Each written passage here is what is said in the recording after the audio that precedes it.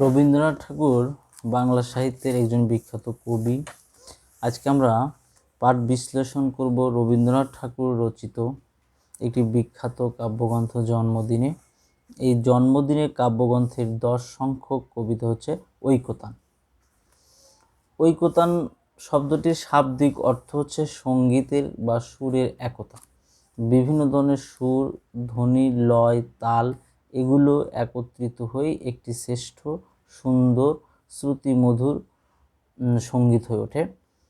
এই ঐকতান শব্দটাকেই কবি সাহিত্যে ব্যবহার করলেন যে সাহিত্য মানুষের জীবন ও সমস্ত প্রান্তকে স্পর্শ করে, জীবনের সর্বত্র যে সাহিত্য গমন করতে পারে, সেই অর্থেই কবি এখানে হচ্ছে ঐকতান, অর্থাৎ জীবনের সমস্ত প্রান্ত স্পর্শ করে একটি সামষ্টিক শিল্প হয়ে ওঠাটাই আসলে হচ্ছে সাহিত্যের লক্ষ্য। সেই সাহিত্য বোঝাইতেই কবি হচ্ছে ঐকতান শব্দটি ব্যবহার করেছেন। প্রথমেই বলছেন, বিপুলা এ পৃথিবী কতটুকু জানি। বিপুলা শব্দটি ব্যবহার করছেন বিপুল, ইচ্ছে হলে তিনি ব্যবহার করতে পারতেন বিপুল, কিন্তু না, তিনি পৃথিবীকে নারী জাতি হিসেবে কল্পনা করেছেন। সাধারণত প্রকৃতি এবং পৃথিবী এগুলোকে আমরা নারী হিসেবে কল্পনা করি, আর এই অর্থেই তিনি বিপুলা শব্দটির ব্যবহার করেছেন। এই বিপুলা মানে এত বড় একটা পৃথিবীকে তিনি কতটুকু জানেন। তারপরে পৃথিবীর কি কি বিষয় আশয় আছে, পরের স্তবকে কবি সেটা তুলে ধরেছেন। দেশে দেশে কত না নগর রাজধানী, কত মানুষের কত কীর্তি, কত নদী গিরি সিন্ধু মরু, কত না অজানা জীব, কত না অপরিচিত তরু রয়ে গেল অগোচরে। তাহলে এই যে পৃথিবীটা বিপুলা, বিশাল এই পৃথিবী, এখানে আছে মানুষের কত কীর্তি, এখানে আছে অনেক নদী, পাহাড়, সাগর, মরুভূমি এবং নাম না জানা অজানা প্রত্যেকটা জীব, এবং আছে বৈচিত্র্য রঙের গাছ। এগুলোকে আমরা সহজে জানতে পারি না, কবিরও এগুলো অজানা রয়ে গেছে। বিশাল বিশ্বের আয়োজন, মন মোর জুড়ে থাকে অতি ক্ষুদ্র তারই এক কোণে।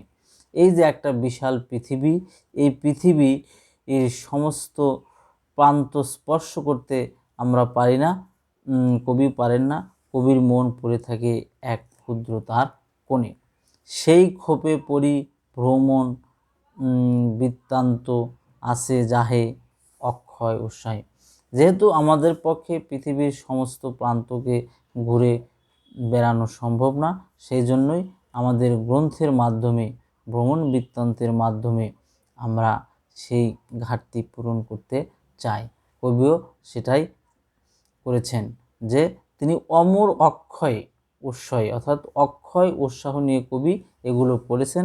এখানে অক্ষয় উৎসাহ মানে হচ্ছে চিরন্তন উৎসাহ নিয়ে তিনি বিভিন্ন গ্রন্থ এবং ভ্রমণ বৃত্তান্ত পড়েছেন। যেথা পাই চিত্রময়ী বর্ণনার বাণী কুড়াইয়া আনি, অর্থাৎ যে দেশে যে স্থানে চিত্রময় বর্ণনার বাণী, অর্থাৎ চিত্রময় বর্ণনার বাণী দ্বারা কবি বোঝাচ্ছেন যে শিল্পসম্মত সাহিত্য, অর্থাৎ শিল্পসম্মত সাহিত্য কবি যেখানে পেয়েছেন সেটা কুড়ায় এনে অক্ষর উৎসাহে পড়েছেন।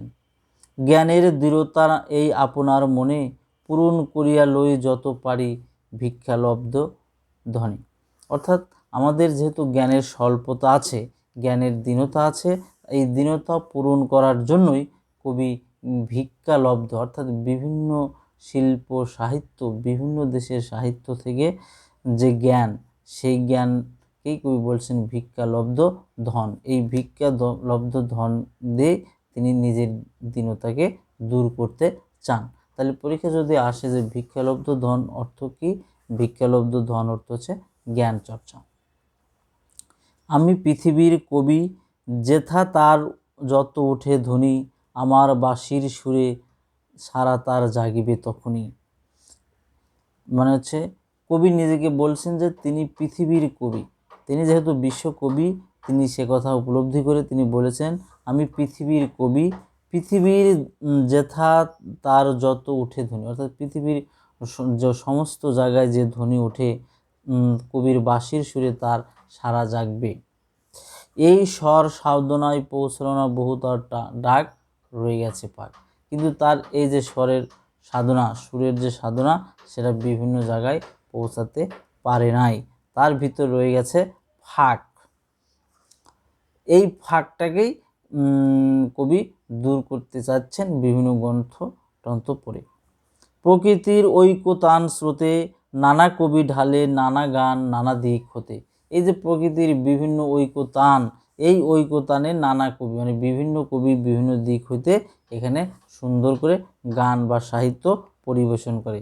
তাদের সবার সাথে আছে মাত্র এই মাত্র যোগ, সঙ্গ পাই সবাকার লাভ করি আনন্দ ভোগ। তাদের সবার সাথে কবির একটা সংযোগ আছে এবং কবি তাদের সবার সাথে মিশে আনন্দ উপভোগ করেন। পাইনে সর্বত্র তার প্রবেশের দ্বার, বাধা হয়ে আছে মোর বেড়াগুলি জীবনযাত্রা।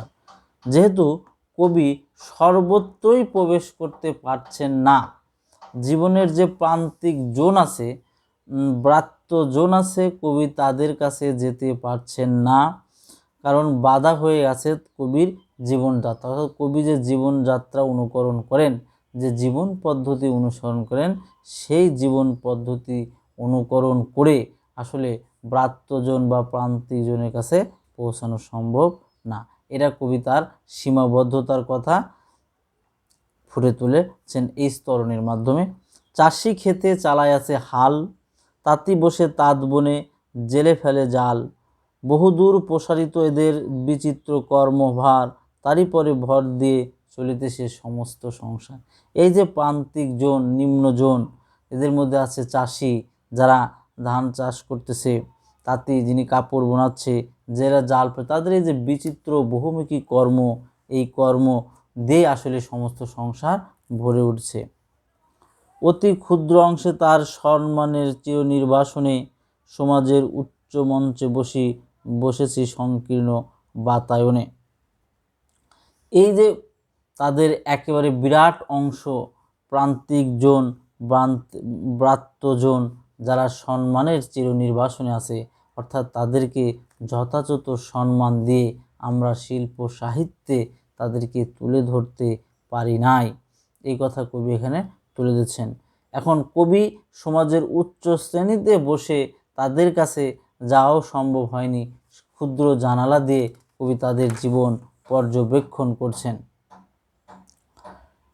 কবি দেখছেন যে সম্মান বঞ্চিত ব্রাত্যজন থেকে বিচ্ছিন্ন হয়ে সমাজের উচ্চ মঞ্চে কবি আসন গ্রহণ করেছেন, তাই সেখানকার সংকীর্ণ জানালা দিয়ে বৃহত্তর সমাজ ও জীবনকে তিনি দেখতে পারেননি। অর্থাৎ সমাজের উচ্চ স্তরে বসে নিম্ন স্তরে মানুষের জীবনযাত্রাকে সঠিকভাবে দেখা যায় না। জানালা দিয়ে দেখা মানে হচ্ছে একটা নির্দিষ্ট বিন্দু দিয়ে দেখা, অর্থাৎ হচ্ছে একটা নির্দিষ্ট জায়গায় ফোকাস করা, সমস্ত জীবনটা তাতে ফুটে ওঠে না। মাঝে মাঝে গেছি আমি ও পাড়ার প্রাঙ্গণের ধারে, কবি বলছেন কবি মাঝে মাঝে তিনি ওখানে গেছেন, ওই পাড়ার প্রাঙ্গণ অর্থাৎ প্রান্তিক জনের কাছে গেছেন, ব্রাত্যজনের গেছেন, ভিতরে প্রবেশ করি সে শক্তি ছিল না একেবারে। অর্থাৎ কবি প্রবেশ করতে পারেন না, কারণ কিন্তু কবি আগেই বলেছেন তার বাধা হয়ে আছে জীবনযাত্রার। জীবনে যোগ করা না হলে কৃত্রিম পণ্যে ব্যর্থ হয় গানের পসরা।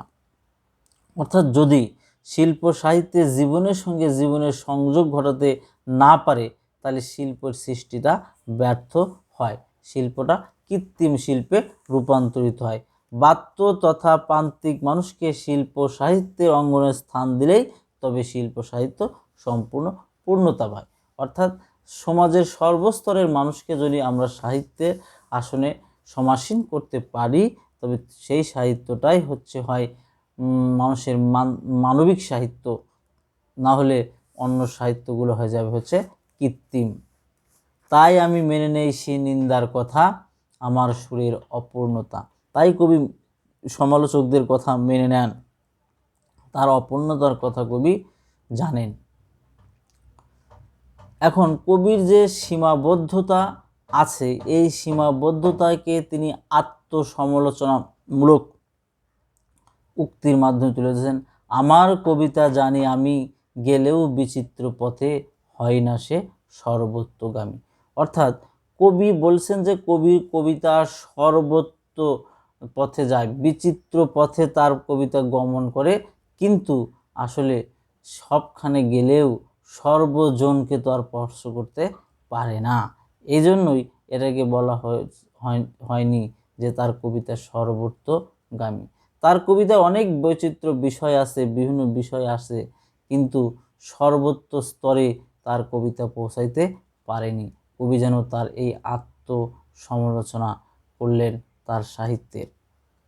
কিষানের জীবনের শরিক যেজন, কর্মে কথায় সত্য আত্মীয়তা করেছে সে অর্জন, যে আছে মাটির কাছাকাছি সেই কবির বাণীর লাগে কান পেতে আছি।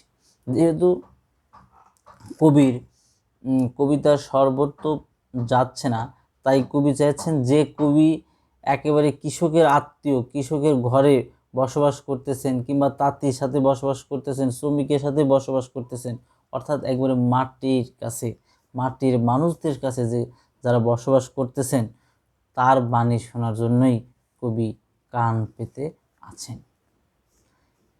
এবং সেই কবিকেই আহ্বান জানাচ্ছেন কবি, এসো কবি অখ্যাত জনের নির্বাক মনের, মর্মের বেদনা যত করিয়া উদ্ধার, প্রাণহীন এদেশেতে গানহীন যেথা চারিধার, অবজ্ঞার তাপে শুষ্ক নিরানন্দ সেই মরুভূমি, রসে পূর্ণ করে দাও তুমি। কবি বলতেছেন, হে প্রান্তিক জনের কবি, হে শ্রমজীবী মানুষের কবি, হে ব্রাত্যজনের কবি, তুমি তাদের মর্মের বেদনা প্রকাশ করে তাদেরকে উদ্ধার করো। তার আমাদের এই প্রাণহীন দেশ, এই গানহীন দেশ, যে অবজ্ঞতার তাপে তারা শুষ্ক মরুভূমি হয়ে আছে, তাদের মধ্যে তুমি রস পূর্ণ করে দাও, অর্থাৎ সাহিত্যের শিল্প রস দিয়ে তুমি তাদেরকে মুগ্ধ করে দাও। এই জন্যই কবি মাটির কাছাকাছি যে কবি আছে তাকেই আহ্বান জানাচ্ছেন যে সে নির্বাক মনের কথা সুন্দরভাবে তার সাহিত্যে ফুটিয়ে তুলবেন, একেবারে রসগ্রাহী করে। অন্তরে যে উৎস তার আছে আপনারই, তাই তুমি দাও তো উদ্গারী, অর্থাৎ তোমার মনের ভিতরে যে উৎস আছে, যে বেদনা আছে, দুঃখ আছে কৃষকদের সাথে, তা তুমি উদ্গার করে দাও, একেবারে উদ্গীরণ করে দাও। সাহিত্যের ঐক্যতান সঙ্গীত সবাই, একতারা যাহাতের তারাও সম্মান যেন পায়, অর্থাৎ সাহিত্যের ক্ষেত্রে যারা বঞ্চিত হয়ে আছে তারাও যেন যথাযথ সম্মান পায়, অর্থাৎ উপেক্ষিত শ্রমজীবী মানুষও যেন সাহিত্যে যথাযথভাবে আসতে পারে, যথাযথ মহিমান্বিত হয়ে উঠতে পারে, সেই কথা কবি এখানে বলেছেন। মূক যারা দুঃখে সুখে, নত শির স্তব্ধ যারা বিশ্বের সম্মুখে, ওগো গুণী কাছে থেকে দূরে যারা, তাহাদের বাণী যেন শুনি, অর্থাৎ হে গুণী কবি, হে অখ্যাত জনের কবি, তোমার কবিতাই আমি যেন শুনতে পাই, যারা আমাদের খুব কাছে বাস করে, আমাদের বিল্ডিংয়ের হয়তো পাশেই আমাদের বস্তিবাসী জনগণ আছে, আমাদের এখানে বাসকারী, তার কাছে কৃষক আছে, শ্রমিক আছে, অথচ তারা আমাদের এত কাছে থেকেও আমাদের খুবই দূরে। সাহিত্যের সবাই যেন আমরা তাদেরকে স্থান দিতে পারি, অর্থাৎ আমাদের সাহিত্য হবে শ্রমজীবী মানুষের, নিম্নজীবী মানুষের, নিরন্ন মানুষের, ব্রাত্য মানুষের, প্রান্তিক মানুষের এক উজ্জ্বল বহিঃপ্রকাশ। সাথে সাথে আমাদের সাহিত্য থাকবে মধ্যবিত্ত শ্রেণীর কথা, আমাদের সাহিত্যে থাকবে উচ্চবিত্ত শ্রেণীর কথা, অর্থাৎ আমাদের যে জীবন আছে সেই জীবনের প্রত্যেকটি প্রান্তই স্পর্শ করবে আমাদের এই সাহিত্য। তাহলেই আমাদের সাহিত্য একেবারেই সত্যিকার সাহিত্য উঠবে। এরা কৃত্রিম গানের পসরা হবে না, অর্থাৎ শুধু ভঙ্গি দিয়ে সৌন্দর্য সৃষ্টি করে শব্দের ললায়িত ঝংকার তুলে আমরা হয়তো মুগ্ধ করতে পারি আমাদের শ্রবণকে, আমাদের কানকে, কিন্তু আমাদের প্রাণ, আমাদের মন ভরতে হলে এখানে সমস্ত জীবনটাকেই স্পর্শ করতে হবে। সমস্ত জীবনের ঐক্যতানই আসলে রবীন্দ্রনাথ তার ঐক্যতান কবিতার মাধ্যমে কামনা করেছেন।